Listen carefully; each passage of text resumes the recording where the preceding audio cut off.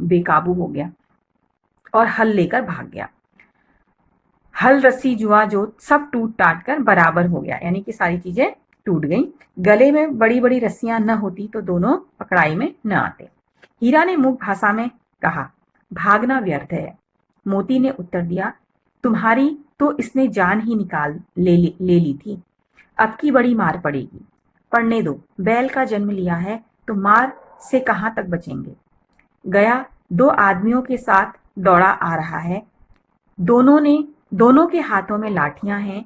मोती बोला, कहो तो दिखा दूं कुछ मजा, मैं भी लाठी लेकर आ रहा है।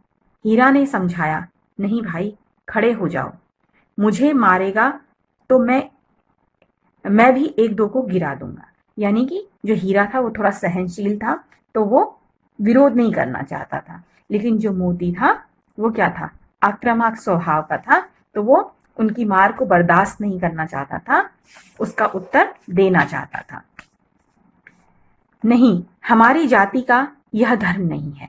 यानी कि वहां पर जो हीरा है वो समझाता है कि हम इस दुनिया में, इस संसार में काम करने के लिए और मार खाने के लिए ही पैदा हुए हैं। ये हमारा धर्म नहीं है कि हम उनकी मार का विरोध करें। वो जो हमें मार रहे हैं, जो हमारे साथ अत्याचार कर रहे हैं, उसका विरोध करें, ये हमारा धर्म नहीं है। ऐसा कौन कहता है? ऐसा हीरा कहता है। मोती दिल में ऐंठ कर रह गया। गया आ पहुंचा। दिल में ऐंठ कर रह गया मतलब कि उसने हीरा की बात को मान तो लिया, लेकिन वो फिर भी बहुत गुस्से में था। गया आ पहुंचा और दोनों को पकड़कर ले चला। कुशल हुई कि उसने इस वक्त मारपीट न की, नहीं तो मोती भी पलट पड़ता।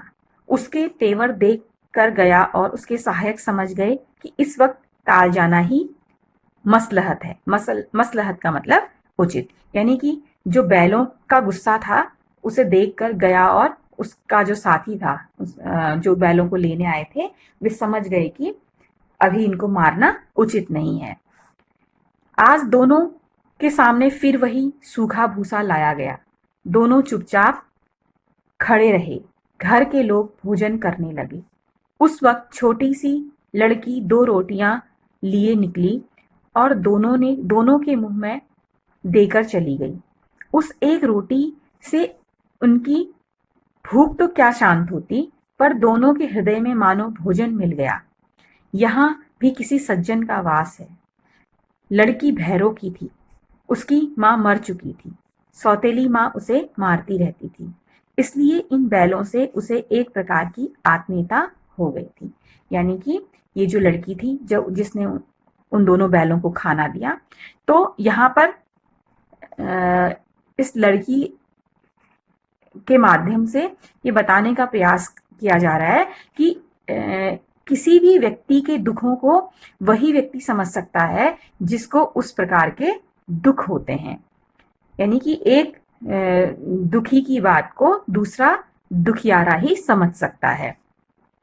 तो उस लड़की पर क्या होते थे? सौतेली माँ के अत्याचार होते थे, तो इसलिए वो उन दोनों बैलों की उन बैलों के दुख को, उनकी कष्ट को, उनकी व्यथा को समझ सकती थी और उन बैलों से इसलिए उसे प्यार हो गया था। दोनों दिन भर जोते जाते, डंडे खाते, अड़ते, शाम को थान पर बांध दिए जाते और रात को वही बालिका उन्हें 2 रोटियां खिला जाती। प्रेम के इस प्रसाद की यह बरकत थी कि 2-2 गाल सूखा भूसा खाकर भी दोनों दुर्बल न होते थे, मगर दोनों की आंखों में रोम रोम में विद्रोह भरा हुआ था। यानी कि जो 2 बैल थे वो उस लड़की के हाथ की 2 रोटियां खाकर उसे प्रसाद जैसा समझते थे और उसको खाते थे। और 2-2 गाल सूखा भूसा खाकर भी दोनों दुर्बल न होते थे। यानी कि उनमें इतनी विल पावर थी कि वो कमजोर नहीं होते थे। उनके अंदर अभी भी क्या थी? उनके मन में एक शक्ति थी जो कि उनको कमजोर नहीं होने देती थी। मगर दोनों की आंखों में रोम रोम में विद्रोह भरा हुआ था। यानी कि दोनों क्या थे? विद्रोह से भरे हुए थे। वो वहां से भागना चाहते थे, वो वहां से निकलना चाहते थे, वो उनका काम नहीं करना चाहते थे। एक दिन मोती ने मूक भाषा में कहा, अब तो नहीं सहा जाता हीरा। क्या करना चाहते हो? एक आध को सींग पर उठाकर फेंक दूंगा। लेकिन जानते हो, वह प्यारी लड़की जो हमें रोटियां खिलाती है, उसी की लड़की है, जो इस घर का मालिक है। यह बेचारी अनाथ न हो जाएगी? तो मालकिन को न फेंक दूं? वही तो उस लड़की को मारती है। लेकिन औरत जात पर सींग चलाना मना है, यह भूले जाते हो। तो देखिए, यहाँ पर एक जो जानवर है, जानवर होते हुए भी वो क्या है, अपनी मर्यादा में है।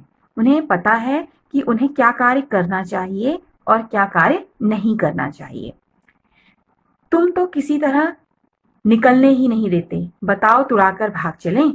हाँ, यह तो स्वीकार करता हूं, लेकिन इतनी मोटी रस्सी टूटेगी कैसे? इसका एक उपाय है।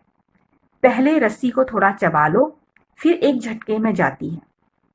रात को जब बालिका रोटियां खिलाकर चली गई, दोनों रस्सियां चबाने लगे, पर मोटी रस्सी मुंह में न आती थी।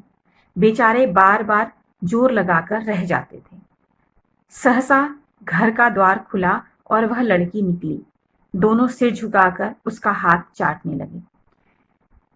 दोनों की पूंछें खड़ी हो गईं। दोनों की पूंछें खड़ी हो गईं। उसने उनके माथे सहलाए और बोली, खोल देती हूं, चुपके से भाग जाओ, नहीं तो यहां लोग मार डालेंगे। आज घर में सलाह हो रही थी कि उनकी नाकों में नाक डाल दी जाएगी।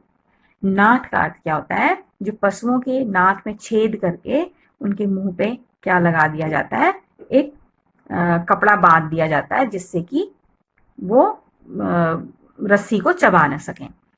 उसने गराव खोल दिया। गराव मतलब गले में बंधी हुई रस्सी, जो रस्सी जिससे बंधी होती है। पर दोनों चुपचाप खड़े रहे। मोती ने अपनी भाषा में पूछा, अब चलते क्यों नहीं? हीरा ने कहा, चले तो, लेकिन कल इस अनाथ पर आफत आएगी। सब इसी पर संदेह करेंगे। तो यहाँ पर क्या है, वो जानवर होते हुए भी उनके मन में उस एक छोटी बच्ची के लिए इतना अधिक प्रेम है कि यहाँ पर ये बताया जा रहा है कि इतना प्रेम उन मनुष्यों में भी नहीं है, उन लोगों में भी नहीं है जो उनसे काम करवा रहे हैं। वो इतना अत्याचार उन दोनों बैलों पर कर रहे हैं, लेकिन उसके बावजूद भी उन दोनों बैलों में उस छोटी बालिका के प्रति क्या है? स्नेह है, उसके प्रति प्रेम है। क्यों? क्योंकि वो उनकी अपनी जो आत्मीयता थी, उसके कारण उनको वो अपने हिस्से की रोटी खिला जाती थी। तो जिसके कारण बैलों के मन में उसके लिए क्या होता है? अत्यधिक प्रेम आ जाता है। तो वो उस बालिका को आफत में या परेशानी में नहीं डालना चाहते हैं। सहसा बालिका चिल्लाई, दोनों फूफा वाले बैल भागे जा रहे हैं। ओ दादा, दादा, दोनों बैल भागे जा रहे हैं, जल्दी दौड़ो। तो यहाँ पर जो बालिका है, उन्हें खोलकर खुद से चिल्लाती है कि दोनों बैल भाग रहे हैं, ताकि कोई उस पर शक न करे।